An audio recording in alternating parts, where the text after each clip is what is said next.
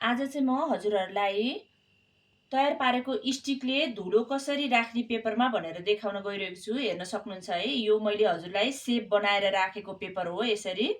अनि यसमा धुलो राख्दा जहिले पनि हल्का हातले यसरी गरेर यसरी राख्नुभयो भने एकै नासको एकैचोटि धुलो बस्छ है। हेर्न सक्नुहुन्छ है, यहाँनिर यसरी देखाएको छु है मैले हजुरहरूलाई। अनि म यसलाई बाटेर पनि देखाउँछु। जहिले पनि साइडको धुलोलाई यसरी हामीले सुरुमा हटाउनु पर्ने हुन्छ। यसले गर्दाखेरि हाम्रो माथिको फिनिसिङ आउँछ है।